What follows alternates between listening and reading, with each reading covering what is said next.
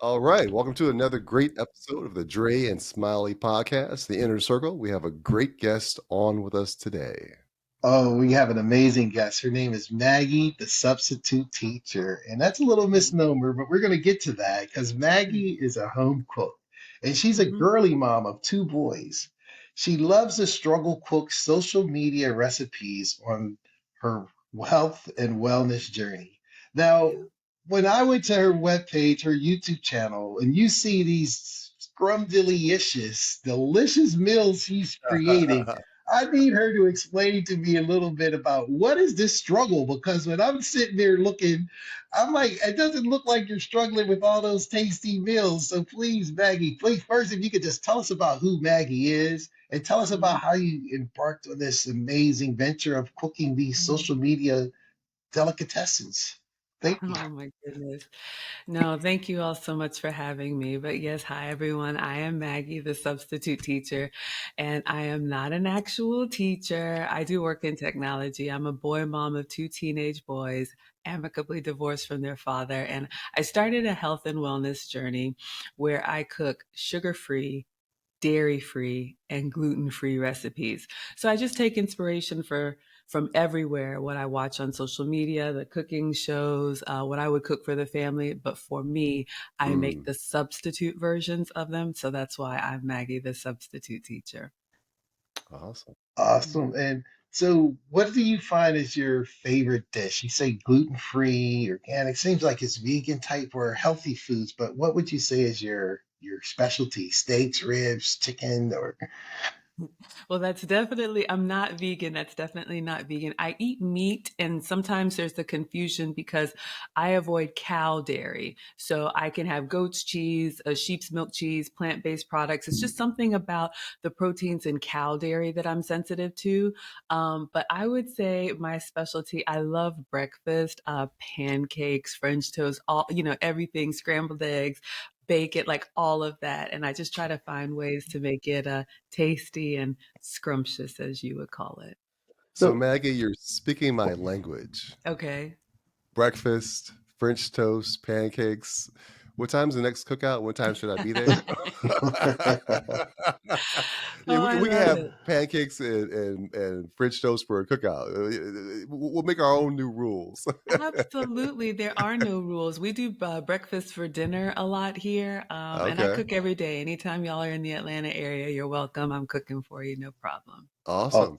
So you're the mom of two boys. Mm-hmm. My mother also has boys, three, Mm. and I always tease her and tell her that God realized her full capacity, and that's why He blessed her with boys. So Is that what it is? that's exactly what it is. That's why she's that's why she's as strong as she is today because of all the torment we gave her growing up. So, in terms of cooking for boys, Mm-hmm. tell me, was that kind of maybe part of uh, the genesis for being creative and your recipes and things like that? And then the follow up to that is, how do you cater to their palate? Because young boys, especially, we can be challenging to cook for. I imagine. Palate or insatiable appetite. So to answer your Yeah. question, no. I don't get inspiration cooking for the boys because you guys are men. You probably know, like they like the same five things over Pretty and much. over. Pretty much. And I get inspired by recipes. I keep all of the cooking channels on, like on mute. I work from home. And so I would see these beautiful recipes and I'd be like, ooh, I want to try that. And they'd be like, Mom, can we just have spaghetti? And I'm like, for the 500th time, okay, I'll make spaghetti. But so my inspiration comes from what I follow and what I watch. Plus, I've been corporate since college and I've been an executive in the amenities space. So I get a lot of inspiration as far as plating and presentation from that. Mm. But really, my channel started as a way of me to kind of hold myself accountable on my health and wellness journey. It started with me just cooking privately, and then I would post the finished product. This is what I'm eating today. And we all eat with our eyes first. So I would try to make it look really, really attractive because I wanted it.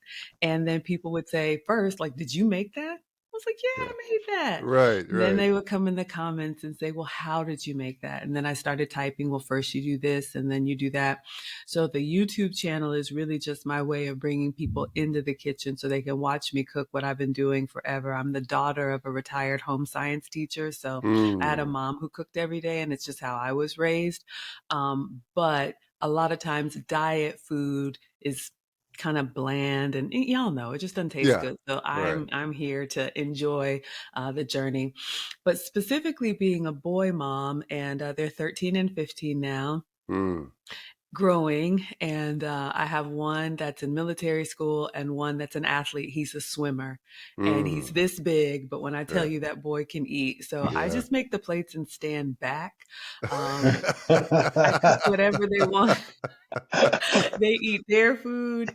Then they're like, Mom, what's that? And then there's the after dinner snack and then the before the bedtime snack. It's just ridiculous. Anybody Yeah. who's been around growing boys, you understand. So for them, good quality food, really just exposing them to different types of food. Mhm. Always a vegetable and fruits on the counter. But yeah, the carbs, the pastas, the pancakes, the spaghettis, the burgers, just homemade versions of all of that. It's interesting. So as you talk about that, I think about my own 15-year-old who I told when he was around 10, 9, 10.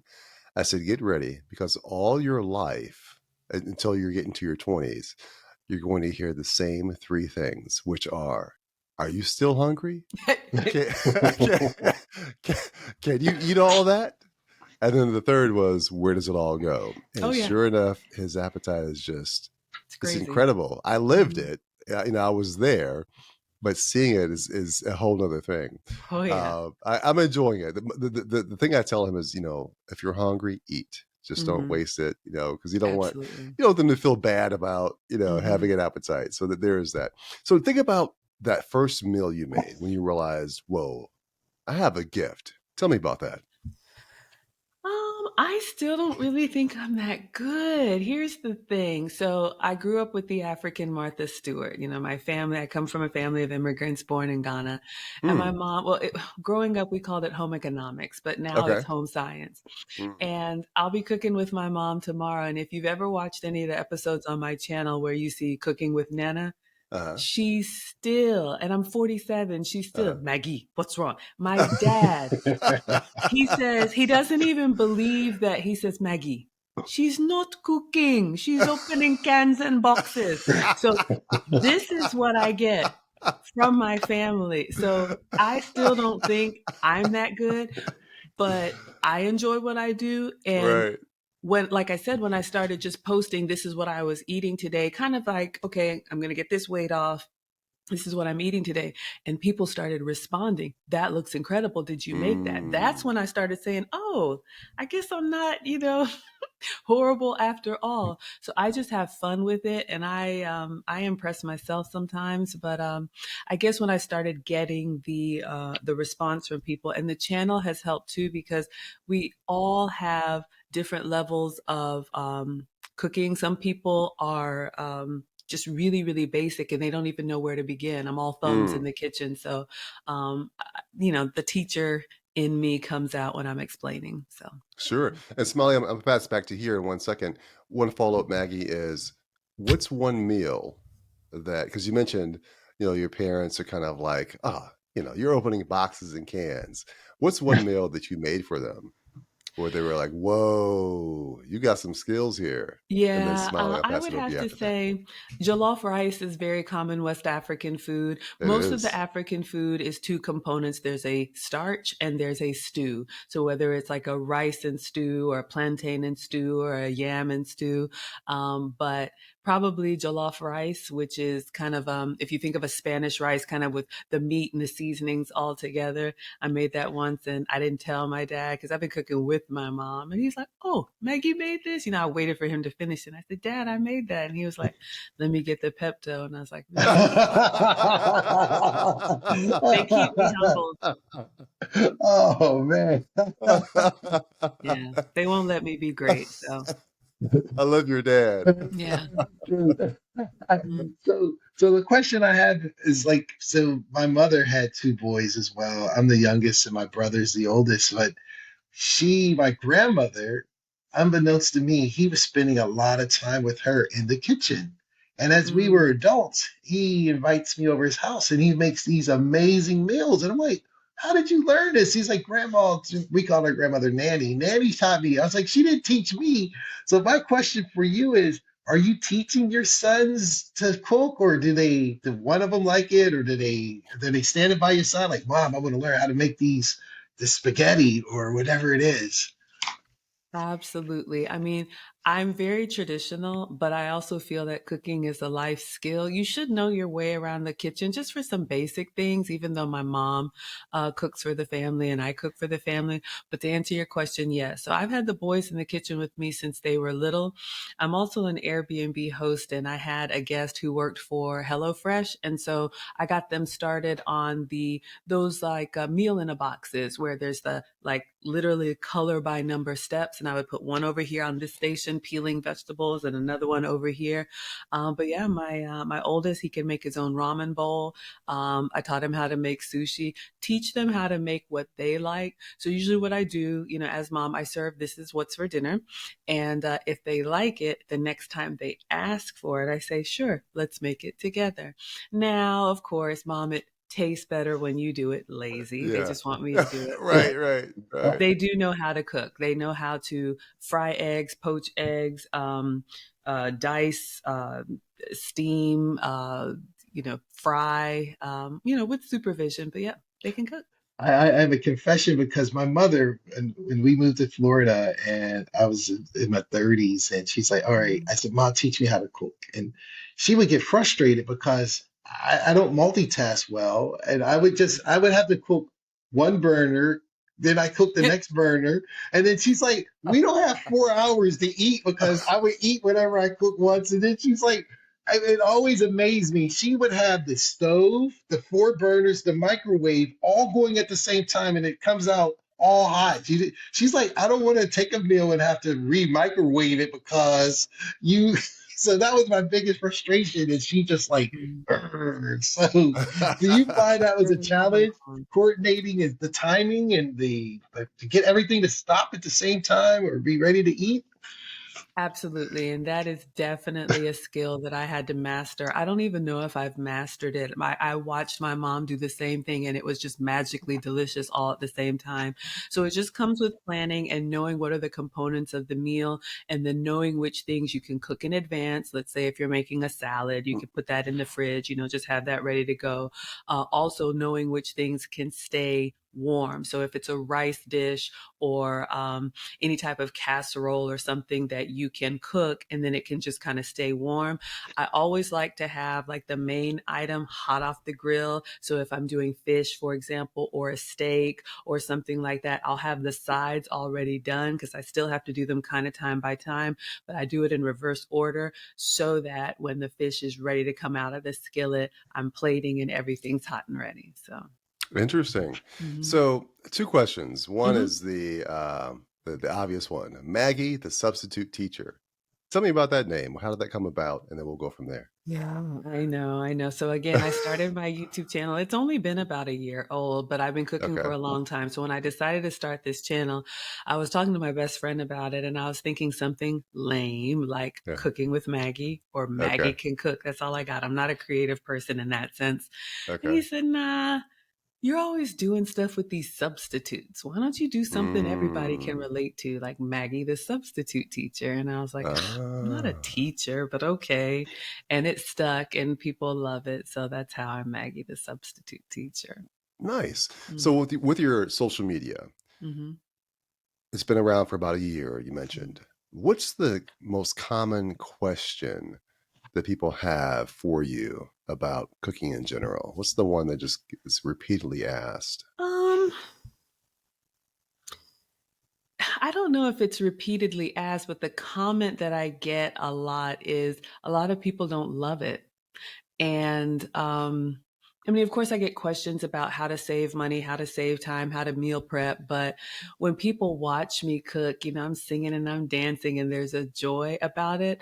And that's just me. I know it's not for everyone, but I'm glad, especially having two boys, I'm glad that I enjoy it. For me, being corporate and having all the responsibilities of life, it's kind of my happy place. So sometimes people ask me, or often people ask me, okay, if I don't love it like you do, what can I Mm, do? Then I can give mm, them some basics, for example, to pick two proteins for the week. If it's going to be beef and chicken, just cook those two down and then find different things that you can use with those proteins. So tacos or spaghetti or whatever. And it doesn't have to be fantastic. The kids and the people in my life are like, yeah, just it's all good to us. We don't know what any of that stuff is. So yeah, yeah. don't put pressure on yourself to love it, because we all have something that we're good at and something that we struggle with. Sure, sure. The next obvious question for me is the balance. So you mentioned that you work full time from home, Mhm. but then you also have social media that you have to create content for. Mhm. And then obviously you have to, cook for the family. So talk about the balance. How do you create that balance? What's the secret to that? So there's no secret. Get up and do it every day. Um, I was very intentional. I mean, of course, there's lots of YouTube channels or content based on all kinds of topics, but I was intentional about cooking because that is something I do every day anyway. So I didn't, for me, creating content is what's for dinner, or what do I want to make, or what recipe did I see that's full of flavor that I want to try and skinny down, if you will. Mm, And I would be doing that anyway, even if I weren't streaming. okay. So I work from home. That's been a huge help. Before the pandemic, I was in the office, long commute, ripping and running, all Mm, of that. And I didn't realize how much happier I would be at home. So that's been a mm, huge blessing. So literally, I finish my Zoom meeting of the day and then go into the kitchen and turn on my iPad and I stream. I don't edit. I do have an editor who will do like thumbnails and, like little clips and stuff for me. But literally, my page is probably like 99% live streaming because okay. I am not good at any of this stuff that you all do. Yeah. And I was shocked. I didn't think anybody would care, but people really like the process, and the way I explain what I'm doing has been helpful. And then because the boys are older now, and if I'm being honest, my oldest is living with his dad now because boys definitely need men in their life, and we co-parent Sure. really well. So he lives with dad most of the time, and then my youngest is in an all boys military school, and he's in boarding Okay. school.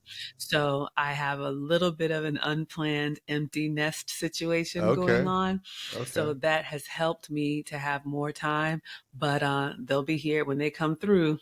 Believe me, it's different. And they'll come on the Yeah. screen with me sometimes. You might see a Yeah. hand come through, and I'm like, hey, Right. I haven't taken a picture of it yet. So it's a family affair. But yeah, this is just how I live. So it's just a window into my world. I don't really feel like I have to create anything that I'm not. Nice. Mhm. Nice. So from the title you mentioned struggle cook.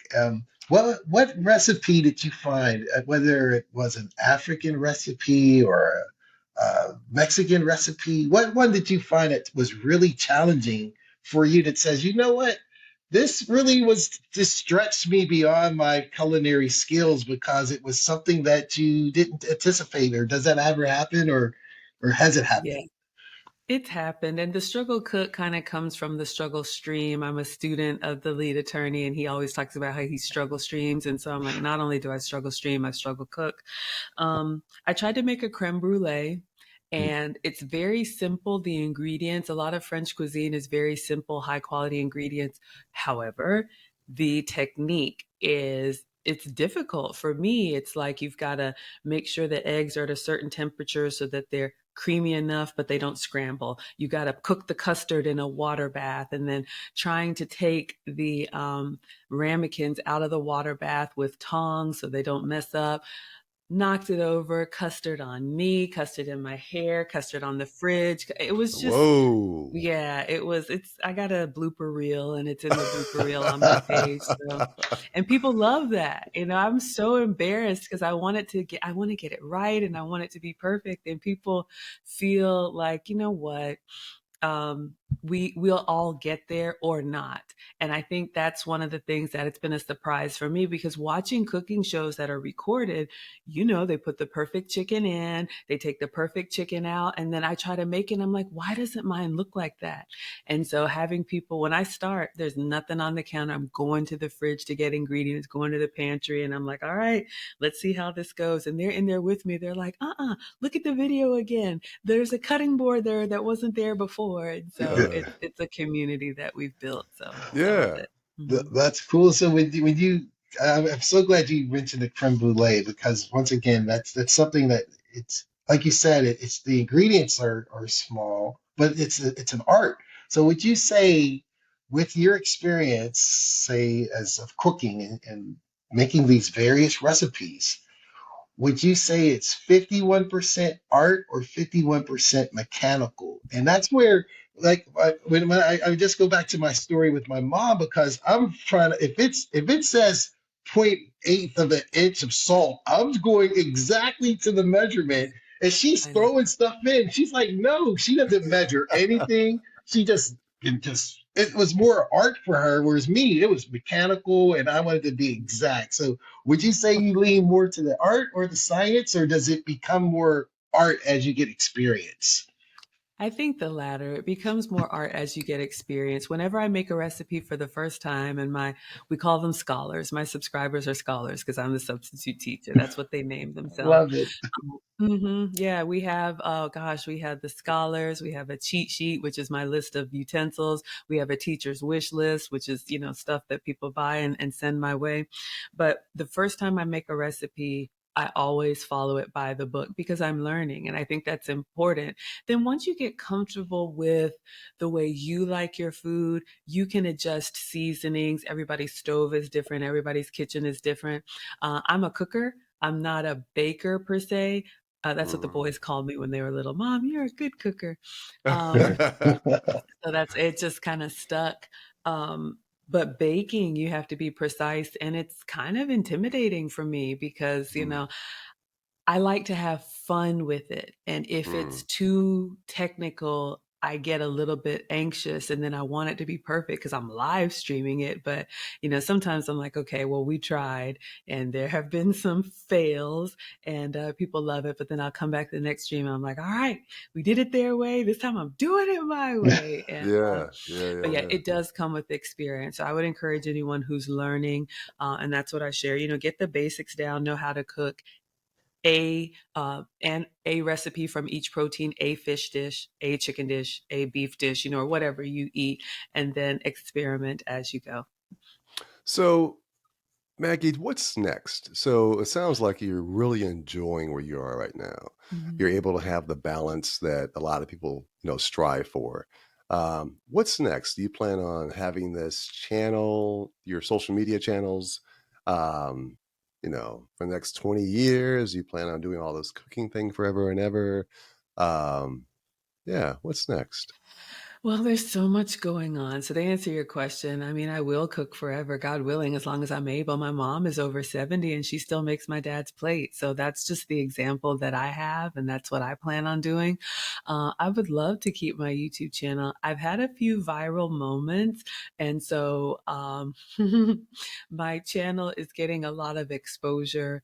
But not from the cooking space. I will always be cooking. I was invited to do a cooking collab. And then after the cooking collab, I was invited to a podcast, a live podcast that I didn't know what the topic was and I didn't know who was going to be there. And it was about relationships. And because I'm very traditional and I don't really think it's anything that mind blowing, I said a few things that got clipped and went viral about just traditional roles in men and women. And so I'm now doing consults with younger women who maybe didn't have this example because I'm old enough to have life experience, but young enough to be relatable. I do have a Mm, cookbook. It's a digital ebook, so you can get the recipe, and then there's a video of me actually making it. I've been asked to do speaking engagements. Let's see, the consults. We're going on a cruise. We're going to have a Maggie meetup in the fall. So wow. yeah, I mean, my channel 2 months ago, I had 2,000 subscribers. Okay. Today, I'm approaching 35,000 subscribers. Wow. Wow. So this is very, very new for me. So Yeah. we'll see what the future holds, but there will always be cooking as part of it.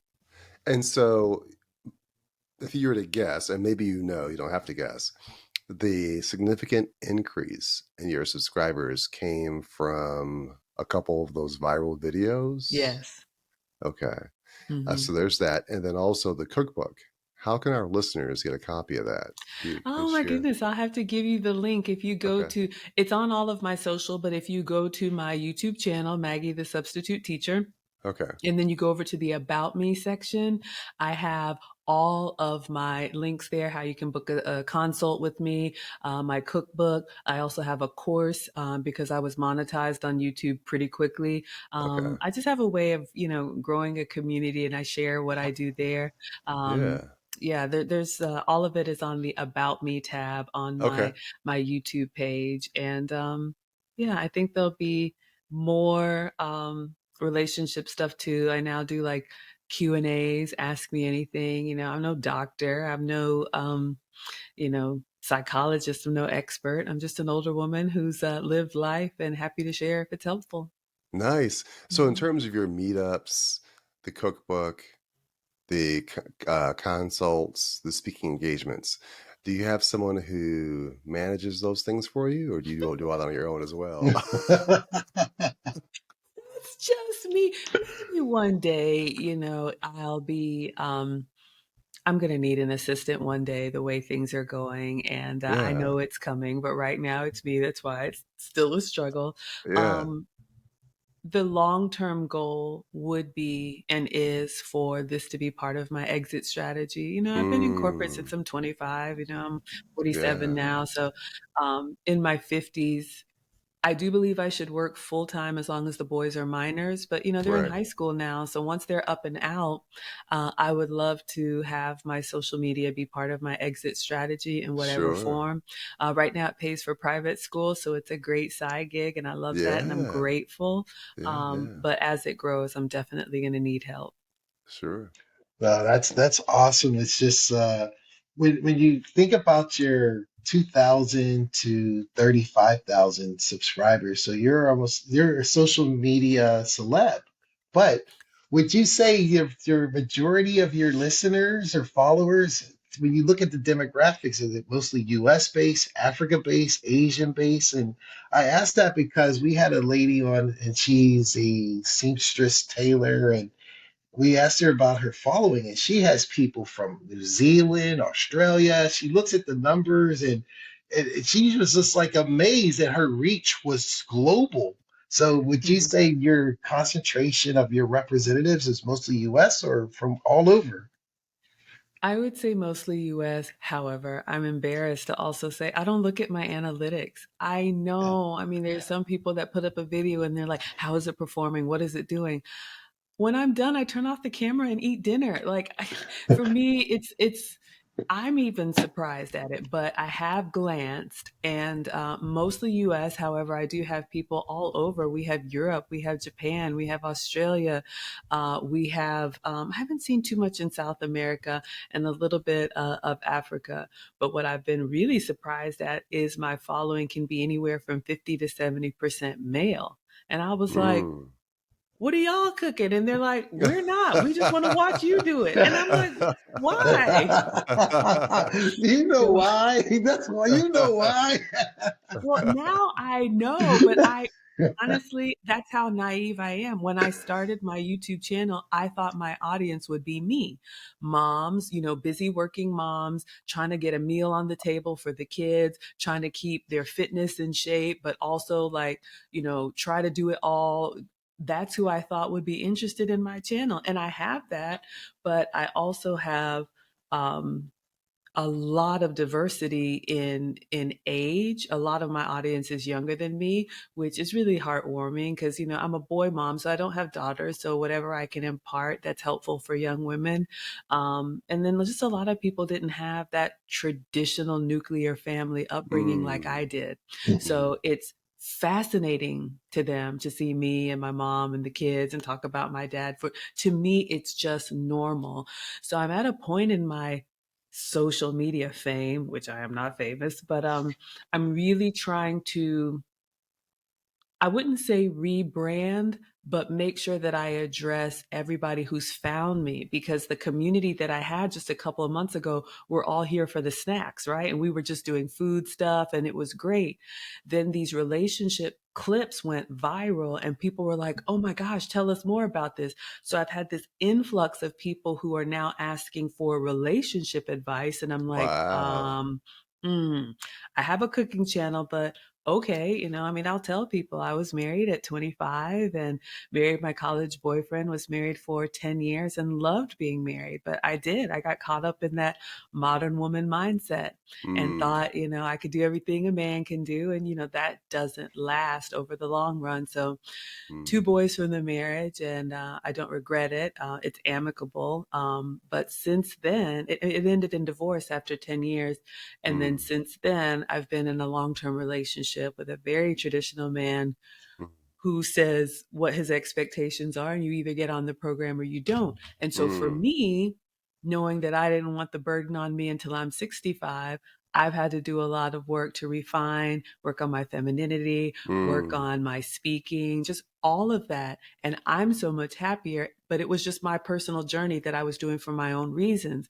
And when I mm. started sharing that part of it, all of these people started coming and looking for more and Yeah. more and more. So now I'm like, shucks, like, what do I do?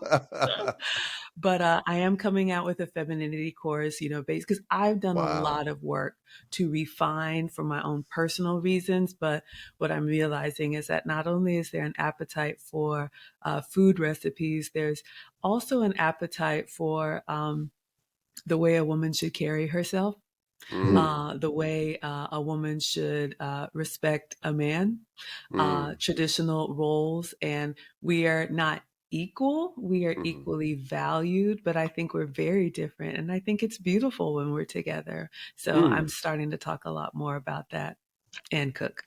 nice. I love how they both come together because you know what they're and I think also what is so cool is you said you're going to cook every day, so you just turn on the camera and you live stream. I didn't realize it was live stream, no editing, which is so real. It's like Mhm. reality streaming because it's all there and sorry about the background, but yeah, it's there. It's just amazing. So. Mhm. The Yeah. one last question that I have is, as Dre mentioned, what's next in the social media and all that different things. But if you had a chance to say, all right, I'm gonna focus all on the food or all on the relationship, or maybe you're a swimmer and you like to swim, or there was something you did, or you like to, I don't know, what would be another sort of thing? You got relationships, you got food. What would be if someone says, here, you have infinite time, what would you do with social media on? And just something like your hobby, or because once what I thought was so cool is you said you were on a channel or you were on a pod and you said something about relationship and it just took off. And it's like, it wasn't even conscious. It was just subconscious, and something in the universe said, we need this, and people need that information, and they gravitated towards that one thing. And what's something that if you wanted it to go viral, I wanted to go viral because I have this amazing garden, or I wanted to go viral because I make this amazing, I don't know. I work on the body. I have a hobby car of the Porsche that I've been rehabbing. What is that something that's, or maybe it's your Airbnb? Who knows? Goodness, I know. And it's kind of confusing because there's so many facets of Maggie. But on that relationship podcast, again, I didn't know the topic, I didn't know the people, but it was about relationships. And the conversation always, when it devolves just into this contentious, everybody's standing on their square. And I'm like, why is everybody so angry about, women this and men this? And being a boy mom, I have just seen the way that you don't know unless you've experienced it how boys go through phases in life. And what I said that went viral, it's now got over 2 million views. It's pinned on my Instagram as well. I said, I think men do a much better job of checking each other because men see themselves in younger men. Women see themselves as younger women. Mhm. And to me, it was this part of this 2 hour conversation. People were speaking. I was trying to land the plane. The men that I've talked to in my life, especially when the boys are running amok and I'm thinking, what is wrong with them? Do I need to get them tested? They're like, no, mom, it's okay. I played with matches. I set the backyard on fire. I did all that. And I'm a VP now, right? So I'm Right. like, okay, men can compartmentalize the phases of life. Women, myself included, I still sometimes feel like I'm forever 16. You know, I try to be mature and whatnot. So that's the clip that went viral. So to Mhm. answer your question, I always say I'm a small town girl with big dreams. And what I would love to do is be like a travel blogger and food blogger. I Mm. would love, like tonight, I'm doing a stream and it's a dining documentary. I went to a steakhouse in Atlanta and I've always just taken pictures and people really like my storytelling. So I'm going to describe the whole dining experience. I would love to work with celebrity chefs. Sometimes, like, maybe don't yell at me, Gordon Ramsay. I might start crying, but I would love to. I've never been to culinary school. Like, I am just a home cook. That's what I am. But I would love to travel different places, taste the cuisine, learn the different techniques and flavors that are local to different regions, and then come back and blog about it. That would be my absolute dream. I Awesome. love it. I love it. Mhm. Yeah. Thank you. So, what's interesting, Maggie, is as I was listening to you share your story, Mm-hmm. right? How authentic you are, Mm. how Thank candid you are, you. right? Because initially, when you were saying that you do consulting and do relationship advice, I was just thinking, I wonder how that comes about Mm-hmm. because you're a cook. But then, as soon as you shared your journey through getting married and having children and beyond, Mm-hmm. a light bulb went off. I Oh, realized, really? Thank you. this is what everyone sees and says, hey, let me learn more from her. Whatever, cooking, relationships, etc. So it resonates with me. I definitely see the value there. So Thank you. here's a question for you. What is one thing that most people don't know about you that you wish they knew? I'm not at I'm not as confident as people think, and I often don't see what people see. I'm still on a journey. I still mess up. I still work on the way that I present myself. I still work on the way that I cook. I haven't arrived, and I'm just as surprised as everybody else that anybody's paying attention to what I have to say. I don't really think it's that mind blowing, but I do understand that people feel a connection, and I do love nurturing relationships and putting people first. So if it's helpful, I'll continue to do it because this is just me. Love it. You mentioned not being confident. So my guess is that that's something that, or not being confident, but you mentioned you're surprised at the level of attention that you're getting. So my guess is that you and your dad probably joke about that. I'm sure your dad teases you at some point, like, "Why are people looking at watching you open up a can in a box? What's so exciting about that?" I'm telling you, the kids, even the kids, the Yeah. swimmer and the military. I remember when I said, boys, I'm going to start a YouTube channel. And my oldest was like, you? Right, You right, people want to watch you make my right, dinner? right, And I was like, right. then when I got 1,000 subscribers, I was so excited. He was like, Yeah. did you fall and it go viral? Like, this is my family. So these are the people that are around me. Then when I went viral, he was like, are you buying subscribers? Like, they won't let me be great. Like, they don't believe I can do anything. So Right. Yeah, they're subconsciously trying to push you. That's what they're doing in a creative way. I can't believe you won't be able to do this, and then subconsciously you're like, watch me, watch Mhm. me do my thing. Exactly, exactly. Then when my channel gets monetized, then they're like, Right, "Oh, we were right, here all along." right. And by the way, I Yeah. need some new Jordans. Yeah. well, well, we're going to move into the final four, and I think I'm going to put a little twist on the final four. I'll tell you, usually the final four is alive or dead, who would you want to have dinner with? You're at one chair and the other three chairs, who would you want? But the twist that I'm going to put on it, since you're a chef, a home taught chef and a culinary expert, who would you want to be? Who are the three, four representatives you would love to cook dinner for? Oprah, Obama, who would you want to serve and why? Because, and of course, you get to eat with them. Oh my goodness, this is so hard. So, yes, I will say Oprah, Obama, and Martha Stewart. Ooh, Wow. Threw Martha in there and why? Um, I've always compared my mom. I've called her the African Martha Stewart, and I would love some honest feedback from someone who's done it all. Mhm. love it, love it. And Okay. Obama and Oprah? Why those Well, two? I mean, Oprah. It's Oprah. Some people have said Maggie the next. I wouldn't even compare myself, but I know her story. I've watched her masterclass. I mean, we grew up watching Oprah, and I know, Mhm. like me, on the inside, she's a simple, small town Southern girl, and you always keep that part of you. Even though other people are like, you are amazing. And when you get to see Oprah in her natural environment, a lot of that comes out, and she's quirky, and she's just who she is. So I can relate to that. And Obama, I'll say Michelle Obama, because I didn't say which one. Hmm. Okay, okay, Hmm. okay. You clarified. Okay, Hmm. because I was thinking Yes, about Barack, but okay. That's what I was exactly. thinking. Exactly.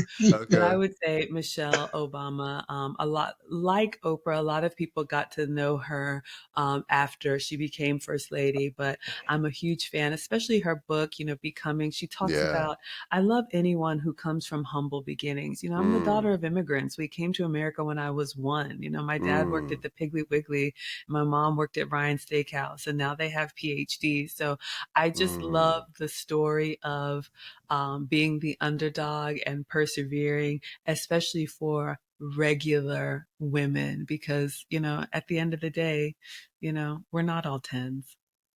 Love it, Mhm. love it. Mhm. What's been your greatest success? Oh my goodness, just surviving with these boys. I know it's kind of like, oh yeah, but in all honesty, keeping the family unit, I mean, divorce is hard, and I didn't, I'm not proud of that, but I am proud that my ex-husband and I co-parent so well. A lot of the kids' teachers don't even know that we are divorced. We are a Mm, family unit. We talk all the time, drop off pickups. We work together. The boys know that we are still mom and dad.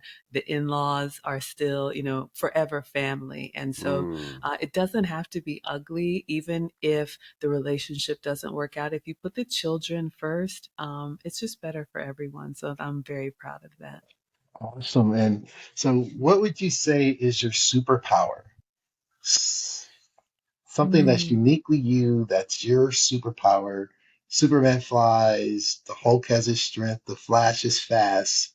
What is Maggie, the substitute teacher, superpower? I have a joy, and I have a peace, and I always come back to center. People ask me, do you yell? Do you get mad? Of course, I'm a mom, but I don't stay mad. And so I can get over anything. And I've been through some things. So I'm able to communicate how I'm feeling. And I'm also able to say, okay, I need a day or I need a week, but I'll be back. And I think that just comes from a maturity, that you can just let people know, I just need some time right now. And then I do come back and I move on. Mm. Mhm. It's interesting, Maggie. So Smiley, all his life, has had the name Smiley, right? Because, he smiles a lot. One of our listeners told me, she said that when I heard his voice, Mm. it sounds like he's smiling. With you, your joy, you mentioned that you have a joy, it shows through. Like as you're talking with us, that we've been on, this entire time, your joy shows through and your passion shows through. So yeah, that makes sense to me. Last question. So you're busy. You have a lot of irons in the fire. You've balanced it all well. In my mind, there's a book coming. What would the title of your autobiography be? The title of my autobiography, Maggie. Um, I would just say a small town girl with big dreams. Like Love it. it. Love it. Love it. Yeah. Mm. Well, Maggie, the substitute teacher with big dreams and small, coming from a small town, we really appreciate you being here. I mean, like Dre said, you have an aura of joy. I mean, and I've been smiling like a chessy cat since you've been speaking, and it's like your joy is infectious, contagious. So, thank you. And you know what? It's on my list. I'm gonna go and start watching since you're doing live streaming. Because when I saw them, I'm like, man, they always cutting and editing. If it's live, I can follow. I'm gonna follow you and start making some meals. But thank you for being on the podcast. We really, really appreciate you, and thanks for taking the time. You are most welcome. I appreciate that. Y'all can find me on YouTube, Facebook, Twitter, Instagram, TikTok, and Twitch, streaming as Maggie the Substitute Teacher. And tomorrow I'll be cooking with Nana, so you'll be able to see her put me in my place. Awesome, awesome. I'll just add to that real quickly. Some guests we have, it's kind of like, oh, that was a good interview. I really enjoyed that. Others we have, it's like, whoa, where can I, you know, hear or see more about what's going on in the world? You're one of those. So yeah, I'll Mm. be stalking you on Instagram, YouTube, and everywhere else. Much su- Absolutely. much success to you going forward. Thank you. Thank you so much. And there's always something. I'm figuring it out as I go. I do stream every day. So tonight I'll be doing a dining documentary and tomorrow I'll be cooking. So it'll be a little bit of a hodgepodge, sometimes food, sometimes relationship, but I'm there every day and I appreciate it. Awesome.